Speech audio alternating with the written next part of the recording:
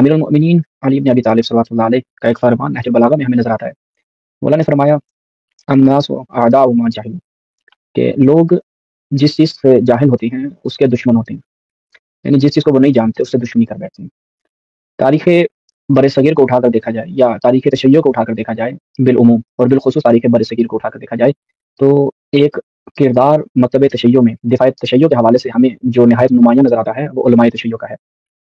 جیسا کہ احتجاج تبرسی میں جب ابتدائی ہم اس کے صفحات کو دیکھتے ہیں، جو پہلا باب علماء کے فضائل جہاں پر نقل ہوئے ہیں، انہیں جب ہم ملاحظہ کرتے ہیں تو وہاں پر ایک روایت ہمیں دیکھنے کو ملتی ہے کہ معصوم نے فرمایا، غالباً امام حدیث سے امام فرماتے ہیں کہ اگر ہمارے یہ علماء غیبت کے زمانے میں نہ ہوتے کہ جو لوگوں کو دام ابلیس سے اور نواسے کے چنگل سے نجات نہ دیتے تو لوگ گمراہی کی طرف چلے جاتے۔ تو یہ علماء ہیں کہ جو غیبت کے زمانے میں ایک کردار ادا کر رہی ہیں، اور لیکن کچھ ایسے افراد، نادان افراد، کہ جو ان علماء کی خدمات اور ان علماء کے خلاف خدمات کا انکار کرتے ہوئے ان علماء کے خلاف حربت رائی کرتے ہیں۔ وجہ کیا ہے؟ وجہ یہ ہے کہ وہ ان علماء کی خدمات سے جاہل ہیں، انہیں معلوم ہی نہیں ہے کہ علماء نے کیا خدمات انجام دی ہیں۔ فقط کیا ہوا، آج دیکھا کہ ایک شخص نواسب کے ساتھ مناظرے کر رہا ہے اور نواسب کو جوابات دے رہا ہے، ان کی تکفیر کر رہا ہے، ان کے مقدسات کے اوپر بات کر رہا ہے، چاہے جس انداز سے بھی وہ بحث کر رہا ہے، اپنی اس کی روش ہے۔ تو لوگوں نے کہا کہ بس دین کا دفاع تو یہی ایک شخص کر رہا ہے، اور تو کسی نے دین کا دفاع کیا ہی نہیں۔ یہ وہ لوگ ہیں کہ جنہیں سرے سے معلوم ہی نہیں ہے کہ آپ آج پاکستان کی فضا میں بے عنوان شیعہ جو سانس لے رہی ہیں، آپ کے اوپر علماء کے کتنے احسانات ہیں۔ یہ کتاب لکھی گئی خطبات جرنیل۔ خطبات جرنیل کس کی ہے؟ جیسا کہ اس پہ نام بھی لکھا ہوا ہے، ابو معاویہ مولانا اعظم طارق، مرکزی صدر سپاہی صحابہ پاکستان۔ یہ اعظم طارق نے کتاب لکھی ہے۔ فقط ابھی ایک نمونہ کی اس ٹرانسمیشن میں آپ کی خدمت میں فقط عرض کروں گا۔ ابھی جو کتاب لکھی، یہ پیچھے ان کا جھنڈا بھی بنا ہوا ہے سپاہی صحابہ کا۔ اس کتاب کو اگر آپ دیکھیں، اگرچہ انہوں نے اس کتاب کے اوپر جو آیت لکھی ہے، اس آیت کا معنی کیا بنتا ہے کہ حق اور باطل میں التباس نہ کرو اور حق کو نہ چھپاؤ، انتم تعلمون۔ لیکن اس کتاب کے اندر آپ جائیں تو تشیع کی کہیں پر یہودیت کے عنوان سے تکفیر کی گئی ہے، اور تشیع کو عبداللہ ابن سبا سے منسوخ کر کے، یہودیوں سے منسوخ کر کے تشیع کی تکفیر کی گئی ہے، اور کہیں پر تشیع کے جو عقائد ہیں ان کو ہٹ کر کے تشیع کو کافر ثابت کیا گیا کہ تشیع کا اسلام سے کوئی تعلق نہیں ہے، ان کے عقائد کے اسلام سے کوئی تعلق نہیں ہے۔ اور جگہ جگہ پر اس کتاب میں آپ یہ انٹرنیٹ پر غالباً مل جائے گی، آپ دیکھیں تو یہ کتاب تشیع کے خلاف حربت رائی سے بھرپور ہے۔ اب کس نے اس کتاب کا جواب دیا؟ کس نے غیرت مذہبی کا ثبوت دیتے ہوئے اپنے مکتب کا دفاع کیا؟ آیا وہ ایک شخص آیا، اس کا کوئی آپ ایک کلمی کام بھی نہیں دکھا پائیں گے کہ وہ افراد کے جو اس کا دم بھرتے ہیں اور کہتے ہیں کہ جی مذہب تشیع کا دفاع کر، فقط یہی دفاع کر رہا ہے اور تو کس نے دفاع کیا نہیں۔ اور وہ شخص خود بھی مدعی ہے، وہ کہتا ہے کہ میں نے دیکھا، میں مجبور ہوا، میں نے دیکھا پاکستان میں تشیع کی تکفیر ہو رہی تھی، ہر طرف سے شیعہ کو کافر کہا جا رہا تھا، تو میں مجبور ہوا۔ شیعہ علماء خاموش تھے۔ بھائی شیعہ علماء کہاں خاموش تھے؟ ہاں تم یوں کہہ سکتے ہو کہ تمہاری دوسری طرف سے روزی روٹی کا مسئلہ ہو گیا، تو تم نے کہا کہ دیکھو پاکستان کے شیعہ تو ایک گانے کی سر لگانے پر، قصیدہ پڑھنے پر لاکھ روپے دے دیتی ہیں، تو میرا کام تو اس سے بڑھ گیا۔ تو اپنا تم کہہ سکتے ہو کہ تمہاری روزی روٹی کا مسئلہ تھا، وإلا تمہیں تشیع کے علماء کی خدمات کا پتہ ہی نہیں ہے۔ کیا تم نے آ کر اس کتاب کا جواب دیا تھا؟ یا تم نے آ کر دیگر کتب لکھی تھی؟ اب اس کا جواب دیا گیا، یہ کتاب شیعہ پر اعتراضات کا علمی محاکمہ، آفتاب حسین جوادی صاحب، یعنی جو اس کا جواب دیا گیا، اور ایسا جواب دیا گیا کہ آج تک اس کتاب کا جو دبدبہ ہے وہ ان تکفیری عناصر کے درمیان پایا جاتا ہے۔ یہ ملاحظہ کریں، ہم اس کتاب کی آپ کو فہرست دکھاتے ہیں کہ اس کتاب میں کیا بیان کیا گیا۔ اس کتاب کا جو انتصاب ہے وہ قابل دقت ہے۔ یہ ملاحظہ فرمایا، یہ ملاحظہ کریں، شیعوں پر اعتراضات علمی محاکمہ۔ اب دیکھیے گا اس میں وہی اعتراضات ہیں کہ جو آج کل بھی اٹھائے جاتے ہیں، ان کے جوابات۔ اس کا نام ہے السیف البارق۔ جب ہم اس میں جاتے ہیں تو یہ آپ کو انٹرنیٹ پہ مل جائے گی، شیعہ پر اعتراضات کا علمی محاکمہ، المعروف السیف البارق، مؤلف آفتاب حسین جوادی۔ یہ اس کے عناوین ہیں: اسلام کے خلاف یہودی جلدار، مسئلہ امامت کے بیان میں۔ میں فہرست کی طرف بعد میں آتا ہوں، سب سے پہلے چلتے ہیں اس کتاب کے انتصاب کی طرف، کہ جو واقعا پڑھنے کے قابل ہے۔ یہ انتصاب ہے اس کتاب کا، تھوڑا سا اس کو زوم کر لیتے ہیں، مزید زوم کر لیتے ہیں اس کو۔ جی، انتصاب اپنی یہ تالیف مذہب حق کے دفاع اور ناصبیت کے پرفریب مقاصد کو آشکار کرنے کی پاداش میں رتبہ شہادت پر فائز ہونے والے علماء حق، وہ علماء حق کہ جنہوں نے اپنی جانوں کا نذرانہ پیش کیا، وہ بارڈر پر کھڑے ہو کے، ناصبیت کے بارڈر پر کھڑے ہو کر انہوں نے مد مقابل کو للکارا اور مذہب تشیع کا دفاع کیا، نہ کہ مخالفین اور دشمنان اہل بیت اور دشمنان تشیع کی گود میں بیٹھ کر انتشار پھیلایا۔ یہ ملاحظہ فرمائیں، رتبہ شہادت پر فائز ہونے والے علماء حق بالخصوص شہید اول محمد بن مکی بن شمس الدین محمد دمشقی آمولی رحمہ اللہ، جنہیں 786 ہجری میں 1 سال قید کے بعد تلوار سے شہید کر کے تختہ دار پر کھینچا گیا، پھر لاش مقدس نظر آتش کر کے راکھ فضائے بسیط میں اڑا دی گئی۔ یعنی یہ وہ علماء ہیں کہ جن کی خدمات تھیں اور انہوں نے اپنی جانوں کا نذرانہ دفاع مکتب کے لیے پیش کیا، اور یہ وہ علماء ہیں کہ جنہیں آج ایک آپ کہہ سکتے ہیں کہ مغرض اور علماء کے بغض سے بھرا ہوا انسان کیا کہتا ہے جی یہ بدعتی تھے، چونکہ یہ شہادت و تقلید کے قائل تھے۔ آگے بڑھیں شہید ثانی زین الدین علی بن احمد آمولی رحمۃ اللہ علیہ، جنہیں 966 ہجری میں ناسبیوں نے 2 اونٹوں سے باندھ کر مخالف سمتوں کی طرف چلایا تو آپ کا جسم مبارک 2 حصوں میں منقسم ہو گیا، پھر ناسبیوں نے آپ کی لاش کو نظر آتش کر کے زید و غضب کی آگ کو مزید ٹھنڈا کیا۔ یہ وہ علماء ہیں کہ جن کو مخالفین نے کس وجہ سے قتل کیا، کس وجہ سے شہید کیا، وہ اس وجہ سے کہ یہ مکتب اہل بیت سے تعلق رکھتے تھے اور اپنے مکتب کا دفاع کر رہے تھے، فقط اس وجہ سے یہ 2 بزرگوار شخصیات اپنی جانوں سے ہاتھ دھو رہی تھیں۔ تیسری شخصیت کون ہے؟ شہید ثالث قاضی القضاۃ سید نور اللہ بن شریف الحسینی الشوستری، یعنی جنہیں قاضی نور اللہ شوستری بھی کہا جاتا ہے، کہ جن کی کتاب مجالس المؤمنین آپ لوگ جو ہے وہ پڑھتے رہتے ہیں، اردو زبان میں اس کا ترجمہ بھی کسی حد تک موجود ہے، جنہیں 1519 میں ناسبی ملاؤں کے غلیظ فتووں کی بدولت شہنشاہ جہانگیر نے شہید کرنے کے بعد اتنے تازیانے مارے کہ اس سید زادے کا جسم میں نازنین ٹکڑے ٹکڑے ہو گیا۔ اب ان کا جرم کیا تھا؟ شہید ثالث کا جرم فقط اتنا تھا کہ انہوں نے مکتب تشیع کا دفاع کیا۔ یہ اس قدر افراد کے اندر مذہبی غیرت تھی کہ شہید قاضی نور اللہ شوستری پورا دن دربار میں قضاوت کے منصب پر ہوا کرتے تھے، رات کو علماء کی محفل لگتی تھی، اور جب سب استراحت کے لیے چلے جاتے تھے، سونے کو چلے جاتے تھے، تو قاضی نور اللہ شوستری اپنے گھر آتے اور اپنا قلم اٹھاتے اور مکتب تشیع کے دفاع میں سرگرم ہو جاتے۔ اور ایک کتاب انہوں نے لکھی جو اتنی مشغولیت اور مصروفیت کے باوجود انہوں نے ایک کتاب لکھی غالباً جو 500-600 صفحات پہ مشتمل تھی، وہ انہوں نے 18-19 دن میں لکھی، اور قاضی نور اللہ شوستری کے اور دیگر جو آپ کہہ سکتے ہیں کہ آثار ہیں وہ کئی زیادہ ہیں اور کئی مجلدات پر مشتمل ہیں، اور ان کی شخصیت کے اوپر گفتگو خود ایک مفصل نشست جو ہے وہ درکار ہے اس کے لیے۔ یہ تیسری شخصیت شہید رابع، اب قبلہ استاد محترم آتا جوادی صاحب اپنی اس کتاب سیف البارے کا انتصاب کن شخصیات کو کر رہے ہیں؟ وہ شخصیات کے جنہوں نے مذہب تشیع کے دفاع میں زندگی گزاری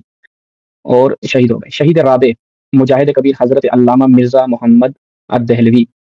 جنہیں نواح دہلی میں ریاست جھجر کے متعصب حکمران نے محبت اہل بیت کے جرم میں زہر دے کر شہید کر دیا۔ یہ سانحہ 1820 میں روح پذیر ہوا۔ یہ ایسی وادی کے مسافر تھے جس کا راستہ مصائب کے خاروں سے اٹا پڑا ہے، یعنی یہ ہمارے جتنے بھی علماء ہیں انہوں نے وہ راستے طے کیے ہیں کہ جو مصائب اور علم سے بھرے ہوئے تھے، جن میں سختیاں تھیں، مشکلیں تھیں۔ ان کی بارگاہ عظمت پناہ میں بسط عقیدت و نیاز پیش کرنے کی سعادت حاصل کرتا ہوں جن کے فیوز و برکات سے عالم تحقیق و تدقیق میں نبض حیات پیش آمادہ ہے۔ یہ ناچیز آفتاب حسین جوادی۔ تو یہ اس کتاب کا انتصاب ہے، اور ان علماء کے نام کے جنہوں نے اپنی زندگی دفاع مکتب تشیع کے نام کی، اور انہی کے طفیل آج واقعاً اگر آپ دیکھیں کہ انہی کے بیان کردہ مبانی اور انہی کی محنتیں، انہی کے دیے ہوئے حوالوں سے آج تمام جتنے بھی محققین حضرات ہیں، چاہے وہ برصغیر کے ہوں، چاہے وہ ایران کے ہوں، چاہے وہ عرب ہوں، سب انہی کی کتب سے استفادہ کرتے ہیں۔ خود آپ انہی موصوف کے جو علماء کے خلاف عرضہ سرائی کرتا ہے، اور وہ افراد، وہ نادان افراد جو کہتے ہیں کہ بس یہی ایک شخص ہے جو تنہا مکتب تشیع کی خدمت کر رہا ہے اور اس کی بابت آپ سے پیسے بھی وصول کر رہا ہے، اسی نے دفاع کیا۔ اسی کی کئی ویڈیوز آپ ملاحظہ کر سکتے ہیں، جہاں پر ایک میں نے بطور نمونہ اگر آپ فارسی میں جا کر ملاحظہ کریں تو جو غدیر کے موضوع پر، غدیر کو جو یہ ربط دیتے ہیں کس کے ساتھ؟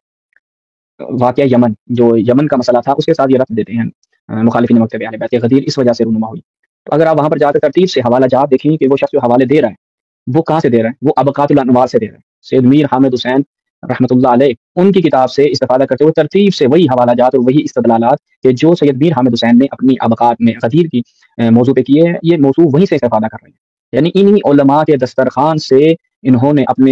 اپنے شکم کو بھرا اور علم کا سفر طے کیا، اور انہی علماء کے اوپر آج جناب عرضہ سرائی کرتے ہیں۔ تو ہمارے شیعہ جو بیچارے سادہ ہوتے ہیں، کبھی مفتی صاحب کو آئیڈیل سمجھ لیتے ہیں، کبھی انجینئر مرزا کو آئیڈیل سمجھ لیتے ہیں، اور کبھی کسی کو، یہ بدلتے موسم کی طرح ان کے آئیڈیل بھی بدلتے رہتے ہیں۔ تو آج ایک اپنا اور آئیڈیل انہوں نے بنا لیا، لیکن یہاں پر افسوس کا مقام یہ ہے کہ ان علماء کی خدمات کو نظر انداز کر دیا جاتا ہے۔ آپ دیکھیں کہ جو اعتراضات اس وقت آپ کو سوشل میڈیا پہ نظر آ رہے ہیں، مثال کے طور پر آپ دیکھیں ڈاکٹر زبیر کے اعتراضات، جو آپ نے حال ہی میں ایک مناظرہ بھی ہوا تو وہاں پر میں ابھی آپ کی خدمت میں دکھاتا ہوں کہ وہ اعتراضات جو آج یہ کر رہے ہیں ان کے جوابات ہمارے ان علماء نے بہت پہلے دے دیے امامت کے اوپر۔ اگر آپ جی ہم اس کی فہرست میں جی یہ دیکھیں محمد نفس زکیہ کی امامت کا مسئلہ، یعنی آج یہ مسئلہ اٹھایا جا رہا ہے کہ اہل بیت کے کئی افراد نے امامت کا دعویٰ کر دیا، لہٰذا امامت کی جو منسوسیت کا آپ نے دعویٰ کیا ہے وہ دعویٰ باطل ہے۔ اچھا جی، حضرت امام محمد باقر اور زید شہید کے مابین مباحثہ، کیا زید شہید نے واقعی امامت کا دعویٰ کیا تھا؟ مختار کی مدوقت کے حوالے سے جناب مختار سفی اور محمد حنفیہ کی امامت کا مسئلہ، حضرت امام زین العابدین کی امامت پر حجر اسود کی گواہی، یہ آج کل جو سوشل میڈیا کے اوپر روایت کے سکیم پیجز نواسا کی طرف سے گردش کرتے ہیں، وہ یہی کہ امام زین العابدین اور جناب محمد حنفیہ کے درمیان کیا ہوگا، امامت مسئلے پہ اختلاف ہوا اور حجر اسود کے پاس دونوں تشریف لے جاتے ہیں، اور وہ تفصیل سے روایت جو الکافی میں بیان ہوئی ہے اس کو یہ لوگ ہائی لائٹ کرتے ہیں، اور ڈاکٹر زبیر صاحب بھی آج وہی اعتراضات اٹھا رہے ہیں کہ جن کے جوابات ہمارے علماء نے کئی عرصہ پہلے دے دیے تھے۔ اس کے بعد حضرت عبداللہ ابن عباس کے نابینا ہونے والی روایت کا جواب، آپ کو اگر یاد ہو تو ڈاکٹر زبیر نے مناظرے کے دوران بھی یہ روایت بطور استدلال پیش کی تھی کہ حضرت عبداللہ بن عباس نے امام علیہ السلام کی امامت کا انکار کیا تو فرشتہ آتا ہے اور اس کے پرس لگنے سے حضرت عبداللہ بن عباس نابینا ہو جاتے ہیں۔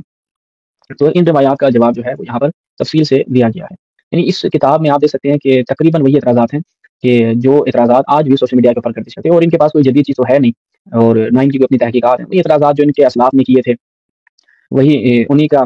کوڑا کرکٹ جو ہے اٹھا کر یہ لوگ آ جاتے ہیں اور اعتراضات کرتے ہیں، اور ہمارے علماء اس کے پہلے بھی جوابات دے چکے ہیں، اب بھی دیتے ہیں، اور انشاءاللہ تا ظہور قائم جو ہے جوابات کا سلسلہ جاری رہے گا اور مذہب اہل بیت کا دفاع علماء کرتے رہیں گے۔ یہاں پر رجعت کا مفہوم اور اس کی حقیقت، بحث رجعت کے اوپر تفصیل، نکاح متعہ کا شرعی جواز، تو یہ کتاب آپ کو پی ڈی ایف میں مل جائے گی انٹرنیٹ کے اوپر، اگر آپ سرچ کریں سیف البارک تو یہ کتاب وہاں پر دستیاب ہے۔ اچھا جی، ہمارے ہاشمی صاحب ابھی نہیں آئے ہو، تو یہاں تک جو ہے وہ فقط آج آپ کی خدمت میں یہی بیان کرنا تھا کہ ایسا نہیں ہے کہ ہمارے علماء خاموش بیٹھے ہیں، چاہے وہ پاکستان میں ہوں، چاہے ایران میں ہوں، چاہے عراق میں ہوں، چاہے عرب کے کسی اور ملک میں ہوں، جتنی بھی اب احسان اللہ ظہیر نے کتاب لکھی ہمارے خلاف تو اس کا جواب جو ہے وہ علماء نے دیا، کسی اس شخص نے نہیں دیا کہ جو آج علماء کے خلاف یہ ملاحظہ فرمائے۔ اور رد الکبیر علی مذاہب الہی ظہیر، احسان اللہ ظہیر کے اس نے کتاب لکھی اشیاء و اہل البیت، یہ اس کی دوسری جلد ہے، کتنے جلدوں میں؟ 3 جلدوں میں یہ کتاب جو ہے وہ دفاع مکتب اہل بیت کے لیے لکھی گئی، اور اس کا الحمدللہ ابھی ترجمہ بھی شروع ہے، یہ سید جاسم الموصلی کی تصنیف ہے، اور اس کا ترجمہ بھی الحمدللہ ہمارے جو دوستان ہیں مکتب ابلاغ اہل بیت جن کی پہلے بھی کاوش یہاں تک پہنچ چکی ہیں، وہ لوگ اس کتاب کا ترجمہ بھی کروا رہے ہیں اردو زبان میں، جو تقریباً 1 سال کے عرصے میں، چونکہ 3 جلدیں ہیں، انشاءاللہ آپ کی خدمت میں پیش کیا جائے گا۔ یہ فدق کے حوالے سے پوری تفصیلی بحث، ابو بکر کے استدلال کے اوپر مناقشہ، حدیث لا نورس، اس کے اوپر تفصیل سے کلام کیا ہے اس جلد میں، تو یہ 3 جلدوں میں یہ کس نے کام کیا ہے؟ اب لوگوں کو معلوم نہیں ہے، لوگ کہیں گے کہ تشیع کے حوالے سے تو کوئی کام نہیں ہو رہا، اور دقیق جوابات دیے گئے ہیں ان کتابوں میں، یہ ایک نمونہ تھا جو دفاع مکتب اہل بیت کے حوالے سے۔ وہی آپ ویب سائٹ پہ جائیں، جو شیعوں کی ویب سائٹ ہے ایک، اس کا نام میرے ذہن سے بھی نکل گیا، وہاں پر جائیں تو آپ کو دفاع مکتب اہل بیت کے حوالے سے کئی کتابیں ملیں گی کہ جو ہمارے علماء نے لکھی ہیں، اور ایک کتاب جو محمد بن عبد الوہاب نے لکھی تھی رسالۃ الرافضہ کے نام سے، رسالۃ الرافضہ کتاب، اس کا جواب کس نے دیا؟ شیخ احمد سلمان تونسی، جن کی ابھی حال ہی میں کتاب کا ترجمہ آپ کے سامنے آیا، حضرت زہرا سلام اللہ علیہ کی شہادت کے محرکات و اسباب، وہ جو اس کتاب کے مؤلف ہیں، اور جن کی ایک اور کتاب سوالات جامعہ ازہریہ جوابات مکتب امامیہ، اس کا بھی ترجمہ اردو زبان میں آ چکا ہے، وہی اس کے مصنف ہیں، تو انہوں نے 2 جلدوں میں محمد بن عبد الوہاب کے جو وہابیوں کا بانی ہے اس کی کتاب رسالۃ الرافضہ کا جواب لکھا کس نے؟ جناب شیخ احمد سلمان تونسی نے۔ تو یہ ہمارے علماء ہیں کہ جو مکتب اہل بیت کی خدمت کر رہے ہیں اور مخالفین کے جوابات دے رہے ہیں، لہٰذا عوام کو بھی چاہیے، مومنین کو بھی چاہیے کہ ایسے علماء کی جو خدمات ہیں ان کو فراموش نہ کرے، اور کیونکہ دکھ ہوتا ہے واقعی جب ہم نے سوشل میڈیا پر بعض احباب کے کمنٹس پڑھے کہ دین کا دفاع تو فقط فلاں کر رہا ہے، باقی تو سب سو رہے ہیں، علماء کر کیا رہے ہیں، اور کہا جاتا ہے کہ جی مراجع کیا کر رہی ہیں۔ اب مراجع کی خدمات اب ان لوگوں کو نہیں پتا، ہم نے تو ایک کھلی دعوت ان احباب کو دی تھی کہ آپ لوگ ایسا کریں، جب بھی ایران تشریف لائیں تو ہم آپ کی خدمت میں ہیں،